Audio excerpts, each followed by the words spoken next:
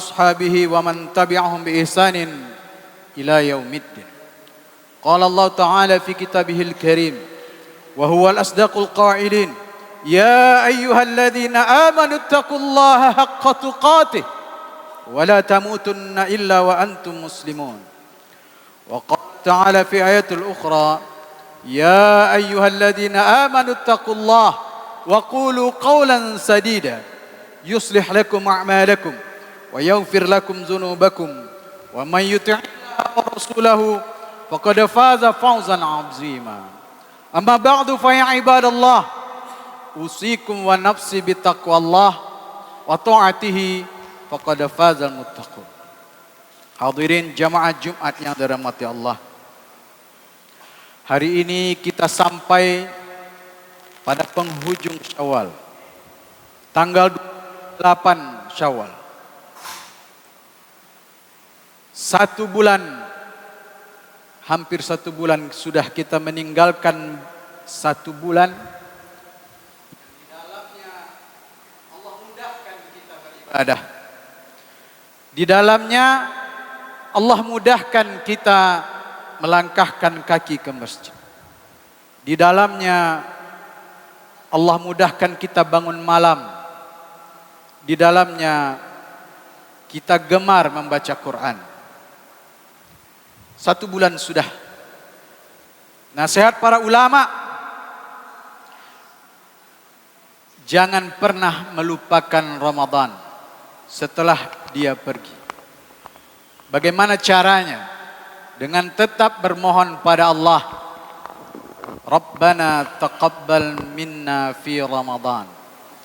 Berdoa pada Allah, memohon. Dikatakan oleh ulama, para salafus saleh, para sahabat dahulu, 6 bulan lamanya setelah Ramadan, mereka bermohon pada Allah agar amal ibadah di Ramadan diterima. Maka kita amalkan apa yang dicontohkan oleh orang-orang terdahulu dari kita. Tidak melupakan Ramadan. 6 bulan kita berdoa setelah Ramadan berlalu. Melekatkan Ramadan dalam hati. Dengan meminta pada Allah. Mudah-mudahan semua amal kita diterima oleh Allah. Makanya di 1 Syawal, sahabat saling berucap, taqabbalallahu minna wa minkum taqabbal ya karim. Dia doakan saudaranya agar amal ibadah saudaranya diterima oleh Allah. Pada saat yang bersamaan dia inginkan doa malaikat. Amin walaka misluh, kata malaikat. Pada saat kita mendoakan orang lain, maka malaikat akan berdoa pada Allah mengaminkannya. Lalu malaikat berkata, walaka misluh, untukmu doa yang sama. Maka agar mendapatkan doa malaikat, para sahabat dan orang-orang terdahulu mencontohkan kepada kita untuk mendoakan orang-orang lain. Hadirin yang dirahmati Allah.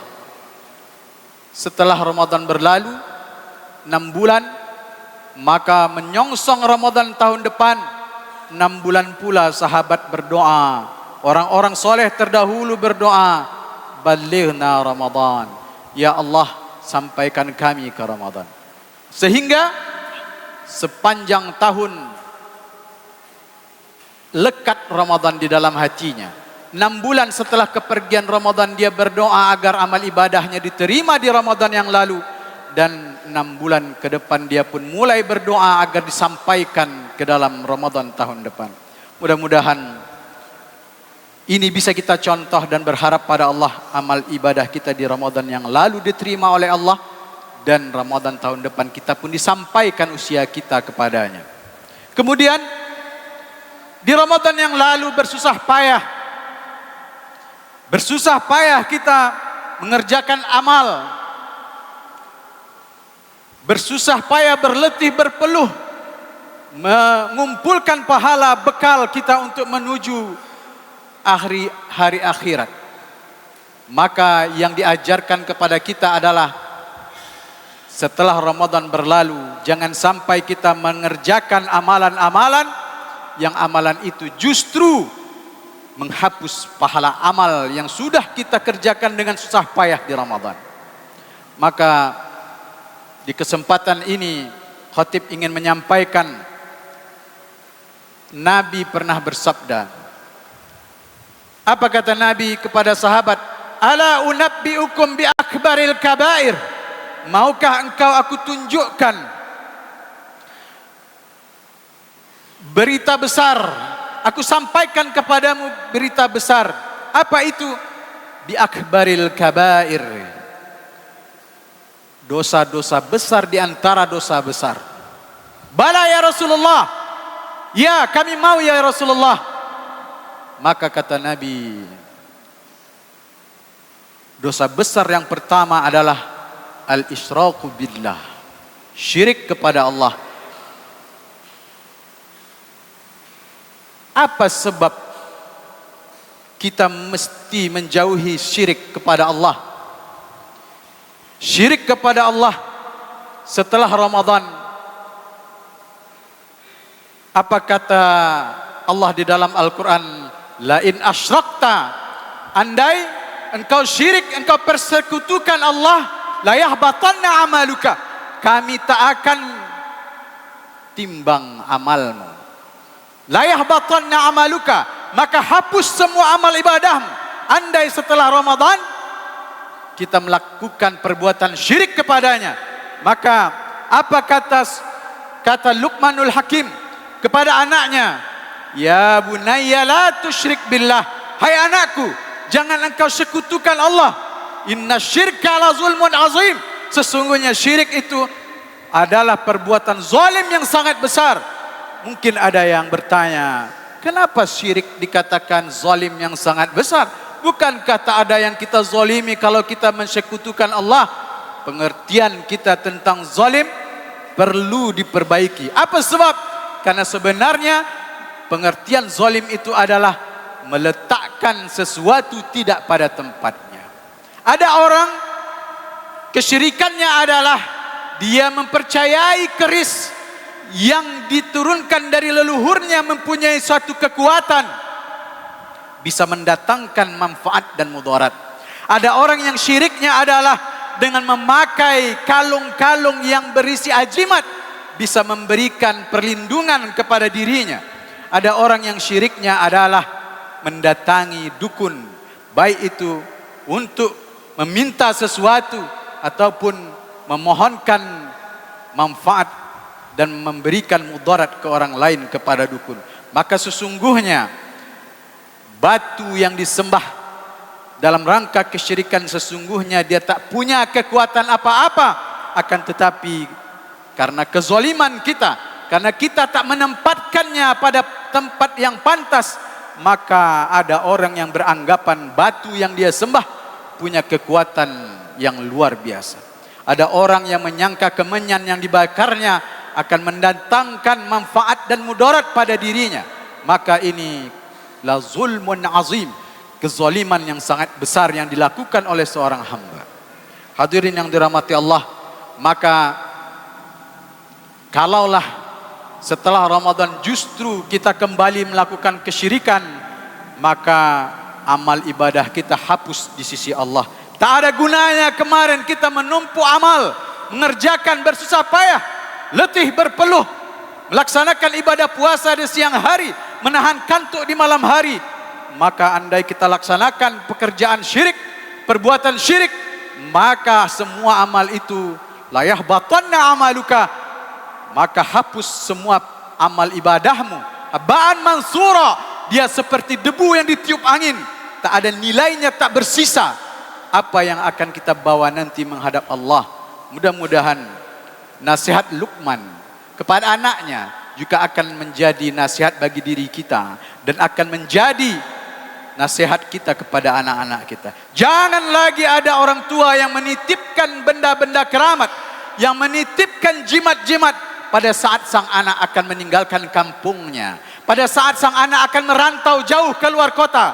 Maka kebanyakan dari yang kita dapatkan di masyarakat, orang tua tak menanamkan akidah yang kuat ke anaknya. Justru pada saat itu dia titipkan benda-benda yang pada dasarnya diisi dengan kekuatan-kekuatan makhluk gaib, jin, setan dan segala macamnya yang dianggap bisa mendatangkan manfaat dan mudarat. Hadirin yang dirahmati Allah. Kemudian jangan lakukan, kata Nabi, perbuatan dosa besar yang diantara yang paling besar diantara dosa-dosa besar yang berikutnya adalah uququl walidain.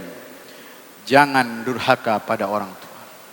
Durhaka pada orang tua mungkin kalau kita yang sudah berusia 30, 40, 50 tahun tak lagi berupa pembangkangan, tak lagi berupa tidak menaati perintah orang tua. Akan tetapi perlu khotib sampaikan, potensi seorang anak untuk durhaka pada ayah ibunya adalah pada saat dia sudah mempunyai penghasilan sendiri. Pada saat yang bersamaan dia mendapatkan orang tuanya sudah tak lagi berdaya.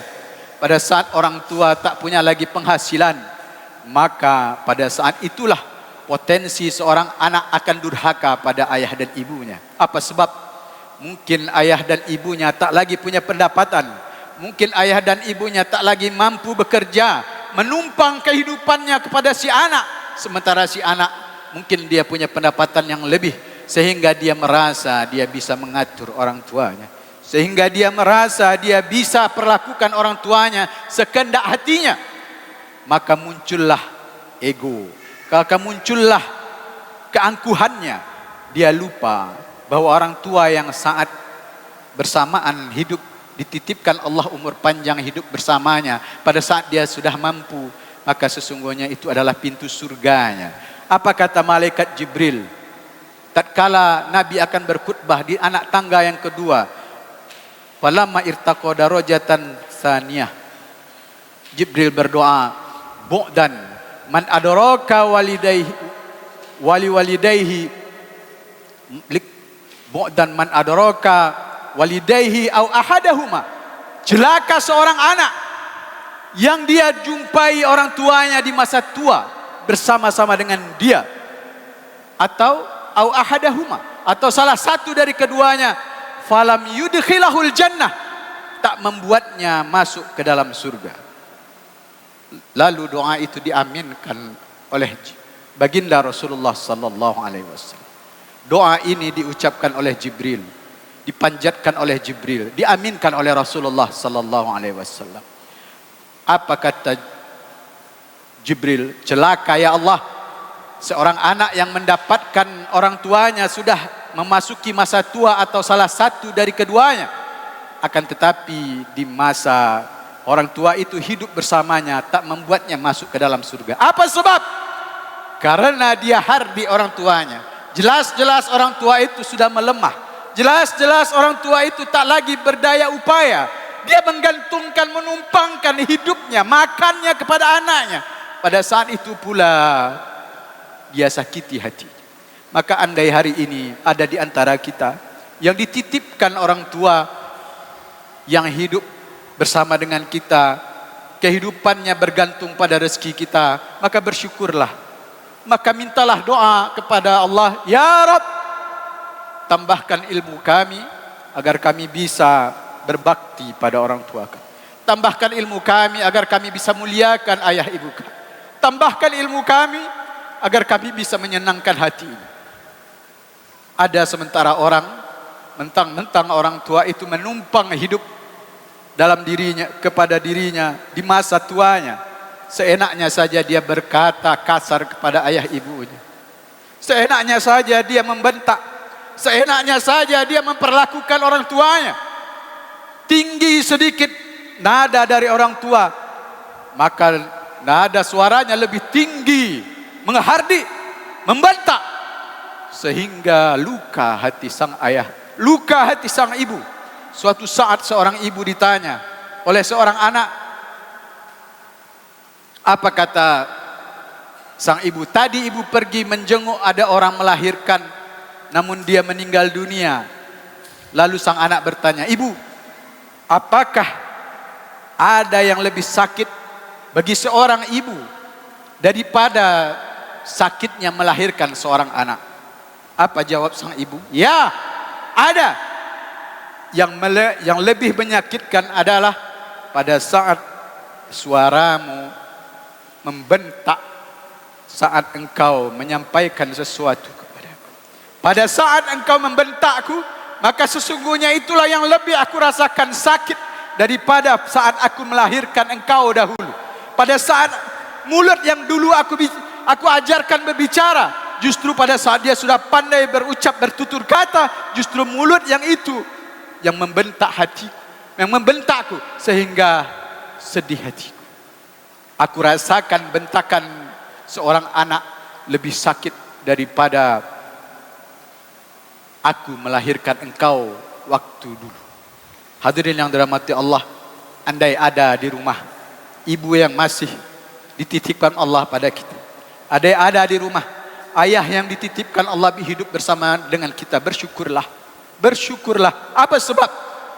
Kalau kita ingin menandingi amalan sahabat dari sisi solat malam, tak ada kita satupun yang sanggup menandingi amal solat malam orang-orang terdahulu. Andai di antara kita mempunyai harta yang banyak, ingin menandingi wakaf, infak, sedekah para sahabat dan orang-orang terdahulu, maka tak akan ada yang bisa menandinginya. Akan tetapi jika kita punya ayah dan ibu yang dititipkan oleh Allah kepada kita, maka sesungguhnya bakti orang dahulu kepada ibunya sama yang dirasakan pahalanya, yang dirasakan oleh kedua orang tua saat kita juga berbakti pada ayah dan ibu kita. Maka andai ada yang berkonflik dengan ayah dan ibunya, ada yang selama ini menganggap sepele kehadiran ayah dan ibunya dengan kondisi yang ringkih di rumahnya, maka pulang dari sini sadarlah, peluk tubuh ringkihnya, cium tangannya selagi mereka masih ada di sisi kita. Andai mereka sudah pergi, maka tidak ada lagi pintu surga yang dititipkan Allah di dunia kepada kita yang bisa kita menandingi amalan para sahabat dan orang-orang terdahulu. Maka tertutup sudah. Maka andai mereka masih ada pulang dari sini dan dalam situasi kita berkonflik selama ini, maka mintalah maafnya, minta ridhonya. Bukankah di dalam bulan Ramadan kita mohon ampun pada Allah? Maka apa kata Luqman kepada anaknya setelah dia menasihati anaknya untuk tidak mensyukurkan Allah? Wa wassaynal insana biwalidayhi amalathu ummuhu wahnan ala wahni wa fisaluhu fi amaini anishkurli wali walidayka ilayyal masir.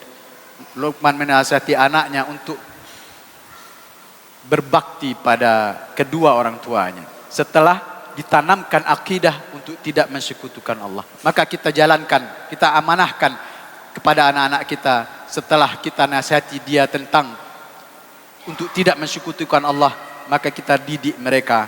Bagaimana cara mendidik mereka?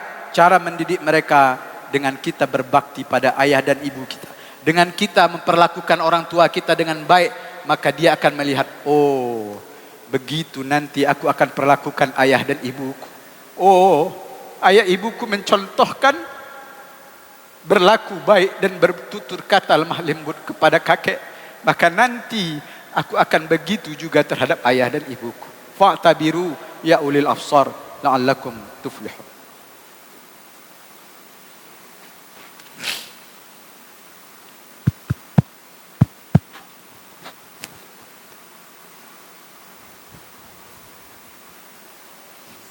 Alhamdulillah.